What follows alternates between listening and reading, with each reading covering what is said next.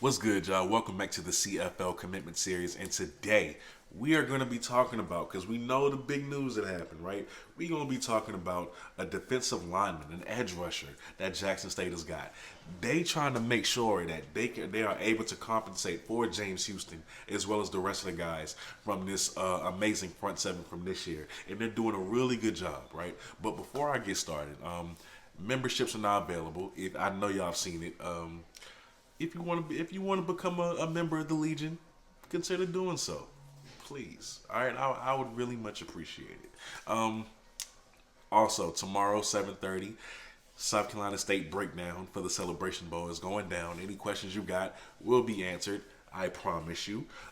Me and my special guest Terrence Tucker, who is a journalist and a insider for South Carolina State, is going down. Man, it's only a few days away, right? And one more thing. When I touch down in Jackson, Mississippi next year for these games, because I'm coming, me and my girl, we coming. I need a good place to eat. And I was thinking to myself, like, you know what? Where can I find something good to eat in Jackson, Mississippi? And that's when I realized I should do some research.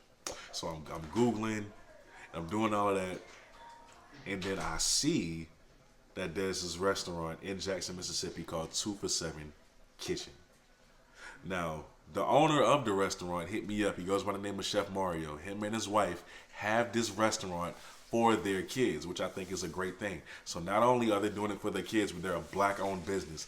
I will be there next year when the season starts, and I'm gonna hit up Chef Mario and come by and see what they working with. All right, I'm gonna put the picture of the menus up and everything like that. But for those of you who are already in Mississippi or who live in Mississippi, Byram, where the kitchen is located, it's only like a 15 to 20 minute drive. So I definitely suggest that y'all go there and see what they're about. But just know I'm gonna be there next season, right? And if you go there now, tell them CFL sent you. Again, the name of the restaurant is 2 for 7 Kitchen. They gonna hook y'all up. Just tell them I sent you. All right. Now, the guy we're gonna be talking about today goes by the name of Jason Mercier. 6'5", 235 pounds, right? And he is a junior, which means he has 1 year left of eligibility. He did not get that COVID waiver, I do not believe. So, he is a transfer from FIU, yes. And he was a 3-star prospect coming out of high school who nationally was ranked 1,288. At his position, he was ranked number 73. And in the state of Florida, he was ranked number 203.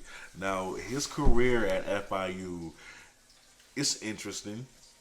His freshman year in 2018, I think he was an all-freshman selection. He played in 13 games, had 31 tackles, 13 solo, 18 assists, and a fumble recovery. Those 18 assists made him 5th on the roster. It was the 5th most on the defensive line, if I'm not mistaken. Then he comes back in 2019, plays in 10 games. Production goes down. He has 15 tackles, 11 solo, 2 sacks, and a tackle for loss amongst QB hurries. Then you come back in 2020. Only plays in 5 games. He starts 4 at defensive tackle at that. He has 19 tackles in 5 games, which isn't bad. 12 solo, 3.5 tackles for loss, and a quarterback hurry. So, interesting career to say the least. But when you look at the tape, you can see he's much more talented than what his stats suggest. He is going to come into this Jackson State front seven and immediately contribute, just like the front seven has been doing all season this year.